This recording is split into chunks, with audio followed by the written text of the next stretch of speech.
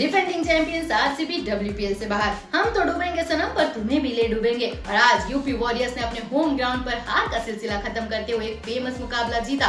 एक तूफानी और आतिशी शोडाउन जिसमें WPL हिस्ट्री में हाईएस्ट मैच टोटल बनाया गया। इस हाई स्कोरिंग थ्रिलर ने क्रिकेट फैंस को अपनी सीट से उठने पर मजबूर कर दिया। WPL हिस्ट्री का सबसे बड़ा स्कोर, 71 बाउंड्रीज का धमाका और पूरे मैच में 431 रन का रन फेस्ट। इसने तो क्रिकेट का मजा ही बढ़ा दिया। और सबसे महंगी ओवर भी इस मैच का हाईलाइट रहा, जब दीप्ति शर्मा के एक ही ओवर में 28 रन आए, जब स्नेहा राणा ने चौके और छक्के की बरसात की और आरसीबी को जिंदा रखा लास्ट ओवर तक। एक सेंसेशनल, एंटरटेनिंग और रिकॉर्ड ब्रेकिंग एनकाउंटर रहा, जिसमें एकाना स्टेडियम में विमेंस डे का असली सेलिब्रेशन देखने मिला। मैं आपकी होस्ट और आपके दोस्त निशा मानकर स्वागत करती हूँ आपका म्यूचुअल फंड सही है आउटसाइड व्यू में।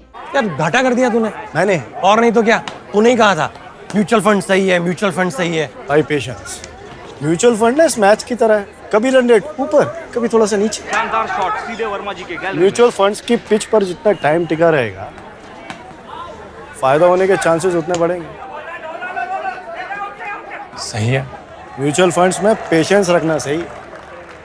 म्यूचुअल फंड निवेश बाजार जोखिमों के अधीन है। योजना से जुड़े सभी दस्तावेजों को ध्यान से पढ़ें।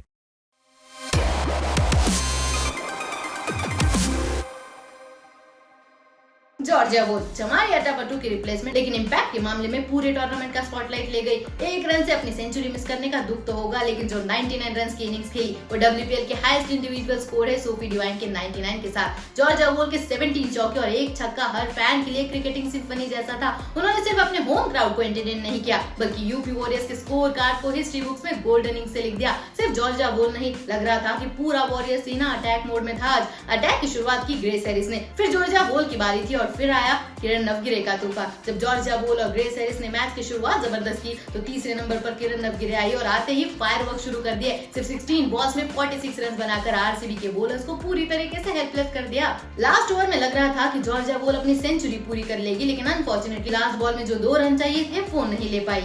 आरसीबी की चेस की शुरुआत प्रॉमिसिंग लगी, जब दूसरे ही ओवर में 22 रन आए एस मेघना के बल्ले से, लेकिन कैप्टन स्मृति मानधना, जो आरसीबी के बैटिंग लाइनअप का एक बड़ा नाम है, सिर्फ 4 रन बनाकर आउट हो गई। स्मृति के आउट होने के बाद एलिस पेरी ने पिच पर आते ही गेम का प्रेशर इग्नोर किया और शिनेल हेनरी को लगातार 3 चौके मार के धमाकेदार जवाब दिया। पावर प्ले के दौरान पेरी का एग्रेशन दिखा और टीम का स्कोर 70 तक पहुंच गया, लेकिन अंजलि सरवानी ने पेरी को एक जबरदस्त डिलीवरी के साथ वापस भेज दिया। और फिर आई ऋचा घोष। एक बड़े गेम की खिलाड़ी ने आज फिर एक बार साबित किया कि वो आरसीबी के लिए हमेशा एक रे ऑफ होप है। जब स्मृति मानधना और एलिस पेरी पवेलियन लौट चुकी थी, तब ऋचा ने समय समय पर बाउंड्रीज लगाकर फैंस को उम्मीद दी। 25 बॉल्स में 52 रन की हाफ सेंचुरी और उनके बैक टू बैक छक्के तो आरसीबी फैंस के लिए एक ट्रीट थे। जब तक ऋचा घोष क्रीज पर थी, लग रहा था कि आरसीबी जिंदा रहेगी एक और दिन के लिए, लेकिन जब ऋचा का विकेट गया तो सब लगभग मान चुके थे कि यूपी वॉरियर्स ये मैच जीत चुकी है। आरसीबी को चाहिए थे 2 ओवर्स में 43 रन, तब स्नेहा राणा ने 19th ओवर में सबको चौका दिया। एक ही ओवर में 28 रन, 2 चौके और 3 छक्के। राणा जी की पारी ने फिर से आरसीबी को उम्मीद जगाई,